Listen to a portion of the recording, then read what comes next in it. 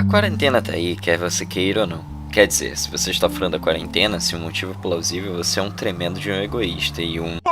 Muita gente tá torcendo por isso acabar logo, e o tempo teoricamente maximizado por não ter toda a questão de deslocamento, que já é bastante abordado nas cidades, principalmente capitais, fez com que muita gente ganhasse, e eu nem sei se essa é uma boa palavra, já que esse tempo nos foi roubado antes, mas voltamos a ter um tempo considerável, que era antes destinado ao deslocamento. Tempo esse que as pessoas não estavam mais acostumadas. Segundo matéria do jornal Nexo, o tempo médio de deslocamento do trabalhador no Rio de Janeiro é de 1 hora e 35 minutos.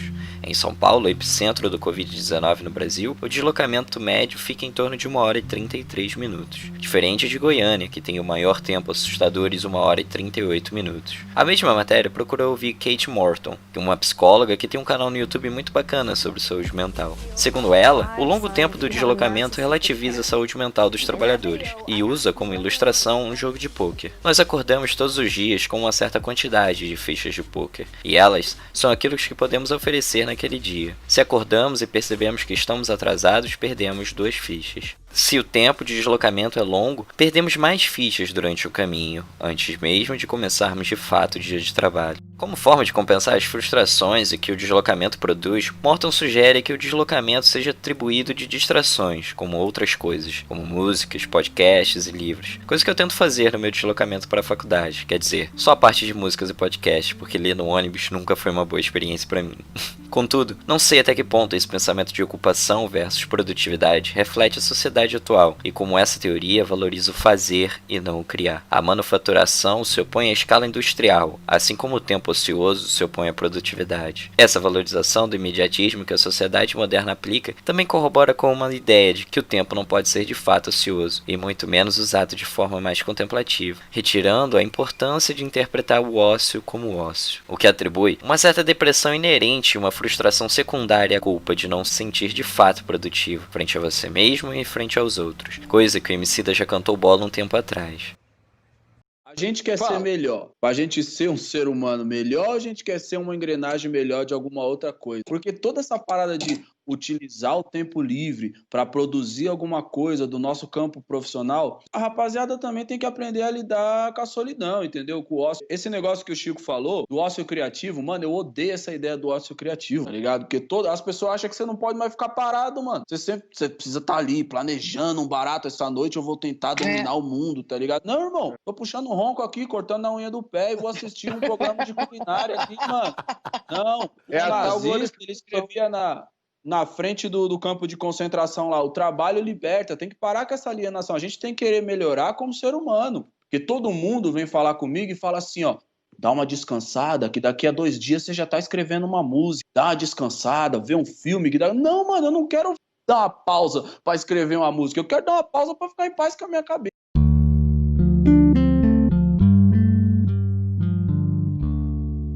Aliando-se a esse tempo total retomado e as tarefas condensadas no vulgar home office, ou como costumo pensar, o trabalho de casa para gente adulta, temos o atual indivíduo na quarentena, aberto a possibilidades, seja pelo marasmo, seja pela frustração ou pelo desespero de evitar notícias o tempo todo. Esse período tem criado um verdadeiro fenômeno nos streamers. Filmes e séries que antes não ganhariam tamanha visibilidade ou tamanho furor do público passam agora a figurar no plano e nas listinhas de muita gente.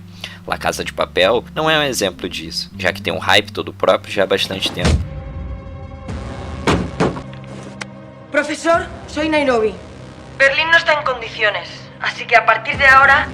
Empieza el matriarcado. Eu estou falando de O Poço, que apesar de ter uma construção de mundo muito bacana, tem um diálogo entre filme e espectador bastante diferente nos dias atuais. O final não entregue de bandeja, e aqui tô me valendo do trocadilho sim, fez o filme ficar meio cru e indigesto para muita gente. Desculpa, gente, eu vou parar de fazer trocadilhos alimentares. Máfia dos Tigres é uma das séries que também sofreu com esse hype gerado pelo momento atual. A série sobre criadores de tigre nos Estados Unidos deu uma explosão meio às avessas, de acabar dando holofote a personagens aparentemente cartunescos, e sobretudo, reflexo de um movimento pseudo-conservador e armamentista que a gente vê aqui no Brasil também, o que fez a série ser cogitada até mesmo de virar filme.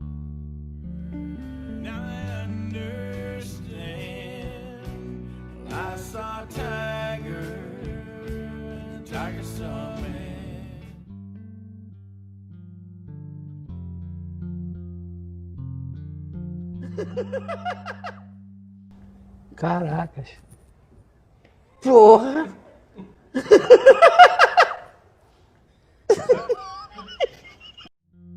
Essa valorização dos streams era até mesmo planejada para o ano, mas aconteceu de forma bastante inusitada com a junção da pandemia. Enquanto a Disney teve não só seus filmes adiados, como também seus parques fechados, o que gerou uma diminuição significativa do seu valor de mercado, fator esse que não só foi pior, porque ela também tem um streaming particular lá fora, o Disney Plus. Falando nisso, os streamers por esse lado tiveram um salto gigantesco em audiência e sobretudo em valor. Por não se valerem de um espaço realmente físico e também por não demandarem um grande aporte financeiro mensal para acesso às plataformas, os streamings tiveram sua importância alavancada de tal maneira que hoje a Netflix possui mais valor na bolsa dos Estados Unidos que a Disney inteira. A afirmação de um mercado bastante assustador de se pensar, contra uma empresa centenária e que papa grande parte da verba anual do cinema.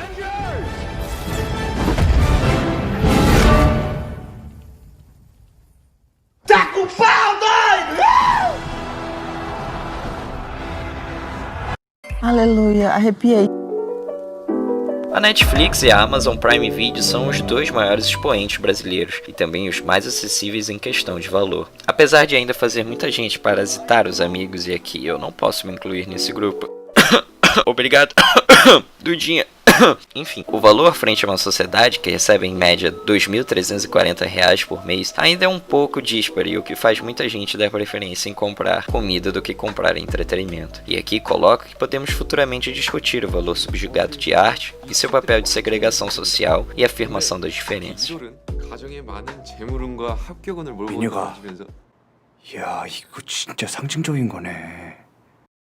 O ponto onde quero chegar com isso é que as pessoas de fato estavam mais presentes do que nunca nas plataformas digitais, e aqui me incluo nessa. O Resgate era um dos filmes que te dava boas-vindas quando você entrava na Netflix, um verdadeiro bombardeio com um festival de características levantadas pelos algoritmos da Netflix. O primeiro pôster não diz muito, a não ser que você obviamente já conheça Chris Hemsworth, o ator que tem sua imagem intrinsecamente ligada ao Thor, personagem mais do que querido nos filmes da Marvel. Só isso já chama atenção naturalmente, não só pela presença em cena, como também pelo seu carisma. Tirando esse fato já conhecido do grande público, a sinopse e o trailer que passava junto com o cartaz não era lá nada animadores e muito menos intrigantes. Roteiro raso, simples e apenas mais um filme de ação banalizado dentro da plataforma, guiada pelo algoritmo e que em sua maioria entrega o que o consumidor quer, como por exemplo, o personagem em Berlim. Apesar de ter todos os traços grotescos de um típico vilão, consegue criar nuances diferentes ao longo das 2 temporadas de La Casa de Papel. Apesar de seu papel levantar muito mais de nojo do que admiração, o personagem tem um carisma bastante dúbio, e o que leva o público a gostar mesmo que odiando ele. Com o final da 2ª temporada e com a ânsia inerente por mais, a 3ª e 4ª temporada se debruçam em sacrificar a narrativa por algo maior, mas ao mesmo tempo incluindo algo que os fãs precisavam: mais Berlim. E isso reflete como nem sempre entregar o que o consumidor quer é de fato criar algo competente para ele. Por isso, ver O Resgate era apenas em uma olhada superficial e preconceituosa minha até, apenas mais um filme de ação banal, criado por algoritmo. Um cara já conhecido, ação, aventura e uma câmera frenética, coisas que me afastaram do filme e me fizeram passar longe por um tempo. 2 semanas se passaram e após sucessivas explosões literais do banner toda vez que eu entrava na página inicial, eu decidi pesquisar sobre o filme. Para falar a verdade, eu nem precisei ir muito longe. Apenas de entrar na página inicial do YouTube, já havia milhares de thumbnails com expressões surpresas sobre o filme. O sentimento de pasteurização do algoritmo acho que também era esperado pela galera dos reviews. Eles também tinham ou tiveram o mesmo preconceito cult que eu emulei mais cedo. Daniel, as sequências de luta, véi do céu, é daquelas que depois que acontece, eu voltava pra entender o que aconteceu. Porque os movimentos são tão rápidos. E os atores, eles fazem... 2. Nos mantém sempre engajados. Tudo isso aconteceu em John Wick. Junta ali alguns elementos dos 2 filmes, dê um pouco de originalidade e temos talvez a melhor ação de 2020. Vai ser muito difícil tirar esse posto de Resgate. 3. 4. E o Tyler discutem sobre o passado dele quando a gente descobre o que aconteceu. E o Ovi fala uma frase muito importante: não é caindo num rio que se afoga, mas ficando submerso nele. E se a gente observar, é assim que eu fui influenciado por influenciadores. Então eu fui lá e vi o filme para ter minhas próprias conclusões. O filme era dirigido por Sam Hargrave e esse era seu primeiro filme. Mas apesar de na maioria os primeiros trabalhos não serem bons de fato, Sam contava com um trunfo. Ele havia trabalhado como coordenador de dublê em Vingadores Guerra Infinita,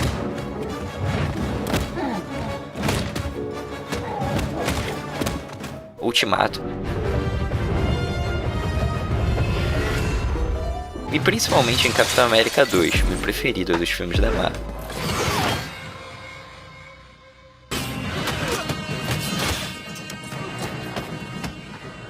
E se você viu esses filmes e também as cenas de ação, sabe que eles são animais. Agora coloque nesse mexido aí que o roteiro de O Resgate foi escrito por Joe Russo. Sim, um dos irmãos Russo, de Vingadores e tudo de bom nos últimos filmes. Que tudo isso era derivado de uma HQ e ainda por cima coloque o Thor como protagonista. Então esse raio de algoritmo juntou tudo e nos deu O Resgate. E se você não ficou nem um pouco com a animação, com isso e com a vontade de ver, eu lamento, cara, você deve ser bem difícil mesmo. Eu resolvi dar uma chance e nossa, o filme é bom. Quer dizer, o filme é bom aonde se propõe ser bom. A ação é seu ponto mais forte e seu roteiro é de fato raso. Mas não subestima o espectador em nenhum momento. E nem mesmo frustra por tentar ser algo além do que ele de fato pretende ser, um filme de ação. O Resgate acompanha Tyler, um mercenário ex-militar dos Estados Unidos, que topa um serviço pra lá de perigoso. Resgatar Ovi, filho do maior traficante da Índia, das mãos do maior traficante de Bangladesh. 2 países rivais comandados por seus senhores das armas. Um homem contra uma cidade inteira. Sim, o roteiro é literalmente de um ponto A para o ponto B, mas há uma leve evolução no meio desse campo, e a apropriação do menino como apenas um trabalho vai assumindo facetas mais emocionais, guiados sobretudo pelo passado abordado de Tyler, o que o torna menos plano e um personagem mais tridimensional, traduzindo uma valorização da cultura brucutu dos anos 70, mas sendo sem medo um fruto atual do seu tempo, onde demonstrar emoções não é mais visto em sua maioria como negativo.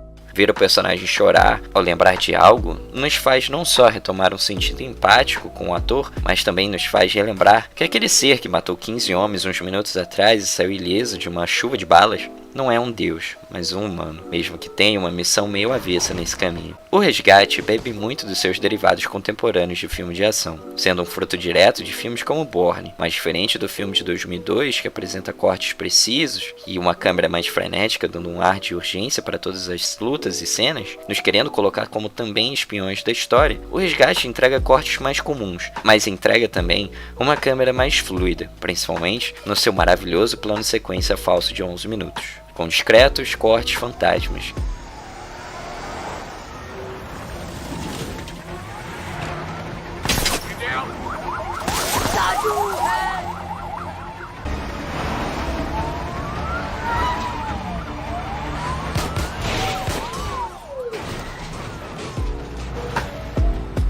Que inverte totalmente o conceito de clímax do filme, mas falo isso mais pra frente. Na verdade, dá pra ter um vídeo só dessa cena.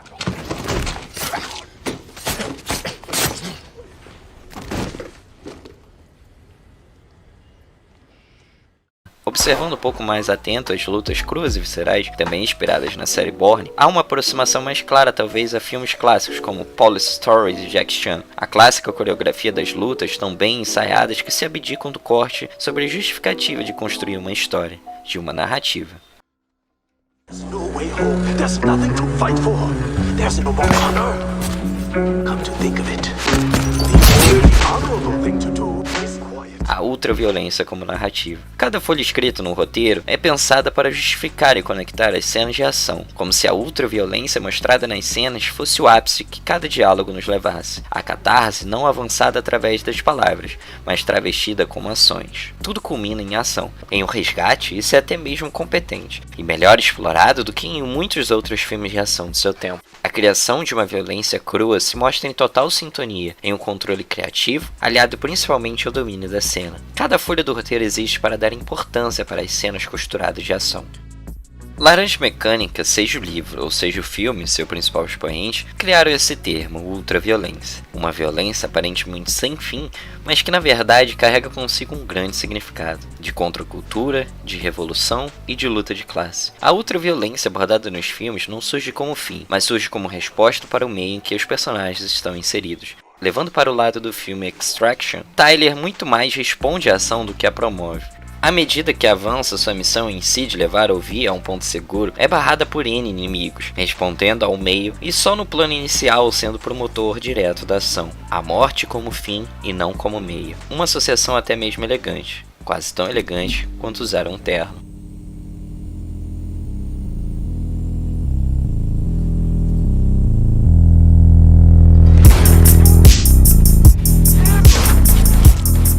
A inspiração mais na cara é sem dúvida John Wick. Sim, a trilogia de filmes iniciados em 2014 é talvez o ponto de maior convergência, e tido como base para o filme de Hairgrave. A ação ágil e crua aliada a uma câmera presente quase como um personagem na cena, e uma montagem sem cortes para dar ênfase na ação como um todo, estão presentes em ambos os filmes. John Wick inovou no gênero e até mesmo pode-se dizer que criou um novo estereótipo de filme de ação, o de ação crua e violenta, mas que não se vangloria disso. Apesar de badass, termo que eu nem curto muito usar, John Wick não demonstra emoção clara quando executa as mortes. Sua cara apática que muitos jogam nas mãos de Keanu Reeves demonstra não um desprezo para com as vítimas, mas uma insensibilidade perante aquele mundo, como se a morte fosse o único caminho possível para se chegar aonde se precisa chegar. A morte em John Wick age muito mais como meio e não como fim. John Wick, apesar de apresentar uma luta muito mais cruel e rápida do que em Resgate, promovido por Tyler, apresenta uma visceralidade e um aspecto bailado de quase verdadeiramente uma dança da morte, levando o filme para algo muito mais palatável. Ambos os filmes já seriam naturalmente muito comparados à visão do seu jeito de criar ação e seu estereótipo inovador em construção de mundo. Contudo, tem uma coisa a mais aí, ambos os filmes foram dirigidos por dublês. Hollywood sempre foi um lugar muito predatório e, de fato, muito difícil de entrar, principalmente se manter. É comum ouvirmos a famosa panelinha existente nesse meio, e de certa forma, é natural. Quando lidamos com arte, o conceito de exclusividade é meio que intrínseco, mas até que ponto esse conceito de grupo é benéfico para a mídia, já não sei. Lidando apenas com as premiações, vemos como essa segregação gerou frutos não muito bons para a academia. O conceito de grupo, e somente um grupo, gerou uma péssima noção de representatividade e reforçou ainda mais uma questão de exclusividade de um mundo que tenta representar uma imagem diretamente paradoxal com o real. A negação de uma sociedade muito mais plural do que a academia representava.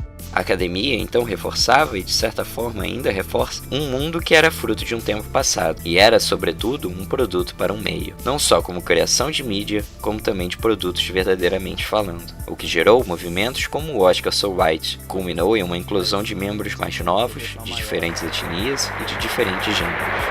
This is Lisa and this is Wendy.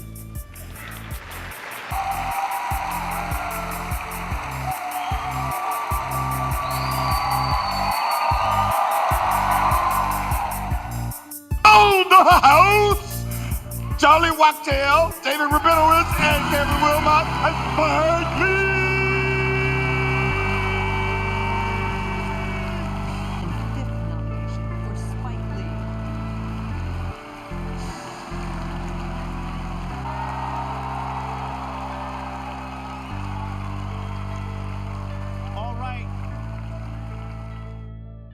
Nesse meio do caminho aí, observamos que na direção cada vez mais gente nova entrava, principalmente um movimento recente de dublês. Chad Stahelski, David Lynch e, é claro, Sam Hargrave. São só alguns nomes que saíram de um patamar dentro da construção do filme para outro. Esses nomes viram que poderiam contar histórias através da sua arte, poderiam criar vozes perante o meio, o que gerou frutos muito bons, como o próprio John Wick de Stahelski, Atômica de David Leitch, que também dirigiu Deadpool 2 e Velozes e Furiosos Hobbs and Shaw, mas esses são mais ou menos. E Sam Hargrave, que fez o Resgate. Esse movimento se valeu muito da força ganha pela pluralidade para compor um novíssimo e promissor meio para o cinema. Na história mais passada do cinema, esse contexto verdadeiramente acadêmico sempre esteve presente, mas igualmente presente também estava uma contra-resposta que possibilitou diretores como George Miller, por exemplo, dirigir Mad Max, mesmo sendo médico de formação. Histórias podem ser contadas apesar de não serem construídas academicamente, e isso é algo natural do ser humano, tanto quanto indivíduo quanto em sociedade. Sam faz um trabalho competentíssimo em seu primeiro filme, justificando o topo de exibições na Netflix por uma semana, de 24 de abril até 1º de maio, só perdendo posto para o novo filme de Camila Mendes, a famosa artista meio brasileira de Riverdale. O Resgate, contudo, não se baseou apenas em seus nomes conhecidos na produção para chegar e se manter aonde chegou por tanto tempo. Com tantas opções em um só lugar, ficar no topo das visualizações significa que tem algo mais ali. A ação é o ponto mais forte do filme, mas em grande parte disso se deve à participação de Sam, que por ser dublê, também foi cameraman em grandes e importantes takes, como... Esse cara é maluco. A fotografia é outro ponto alto do filme. A noção espacial e a visão intimista, quando necessária, constrói não só um mundo mais crível, como também aprofundam sem dizer. As tomadas aéreas ambientam tanto quanto os momentos mais íntimos que, em planos abertos, mostram quanto o personagem ainda se mantém preso por amarras morais e talvez por um elo diferente entre viver e só sobreviver. I'm in survival mode. Put your belt on. What bed? Your fucking seatbelt. Been on, you guys like you've seen.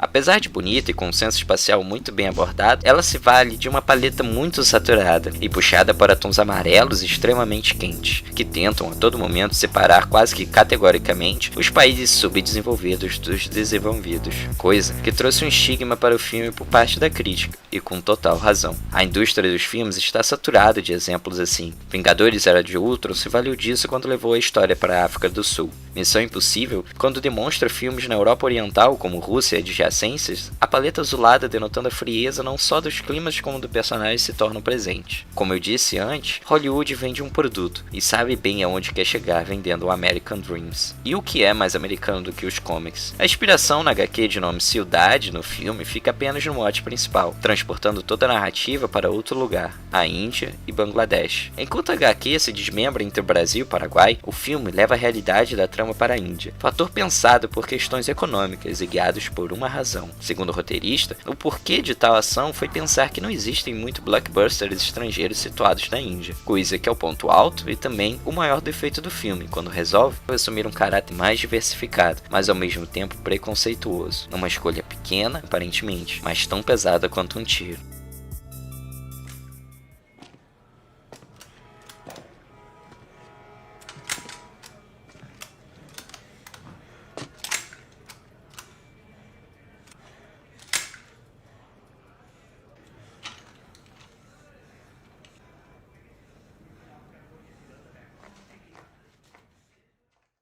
A morte no filme é abordada com rapidez e com uma fugacidade. Os tiros secos e diretos mostram o quão não glamuroso é o que o personagem faz. Ao todo no filme temos a marca assustadora de mais de 200 mortes, sendo dessas 183 somente do personagem principal, o que o coloca no topo até mesmo do seu irmão mais velho John Wick, com seu recorde de morte sendo o seu segundo filme com 128 mortes. O mais espantoso de tudo isso é que esses números foram fornecidos pela própria Netflix. Em um tweet no dia 28 de abril de 2020, a empresa levanta em tom cômico o quão letal e bonito o personagem Chris Hemsworth é, algo como a parte menos acreditável de O Resgate é que, em nenhum momento, alguma das 183 pessoas que Chris Hemsworth matou contou para ele o quão ridiculamente bonito ele é.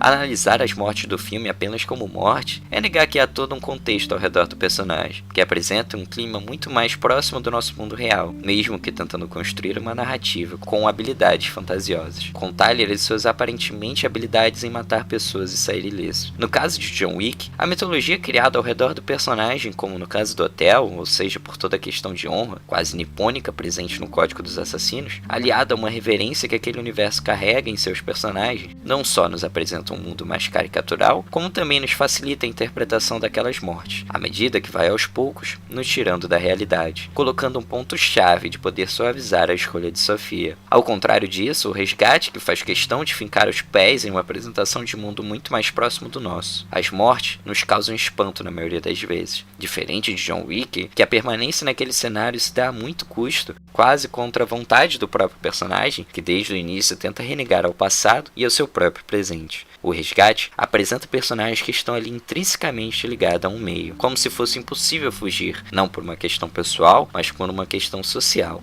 Todas essas 183 mortes, em sua maioria, têm uma questão bastante interessante que eu percebi em uma segunda assistida ao filme. A maioria dos inimigos mortos estão com seus rostos cobertos. Os poucos exemplos que aparecem com o rosto descoberto são salvos talvez por uma aproximação moral entre Tyler e seu inimigo. Ao fazer isso, reforça uma despersonalização do ser, e assim, tudo que o personagem faz nas cenas de ação se torna vazio, se torna apenas número.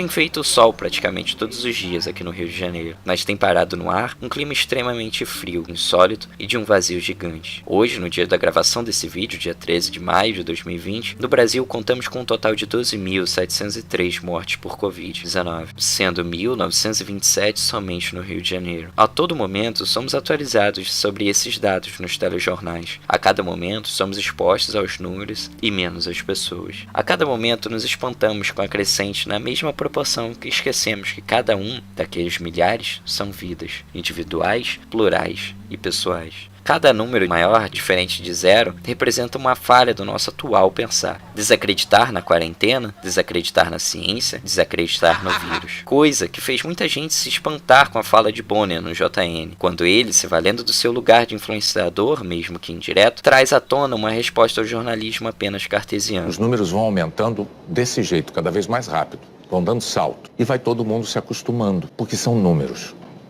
Um número muito grande de mortes, de repente, num desastre, sempre assusta. As pessoas levam um baque. Morreram mais de 250 pessoas em Brumadinho. É uma tragédia. Nos Estados Unidos, em 2001, morreram quase 3.000 nos atentados do 11 de setembro. 3.000, assim, de repente. Mas quando as mortes vão se acumulando ao longo de dias e de semanas, como acontece agora na pandemia, esse baque se dilui e as pessoas vão perdendo a noção do que seja isso. 8.000 vidas acabaram.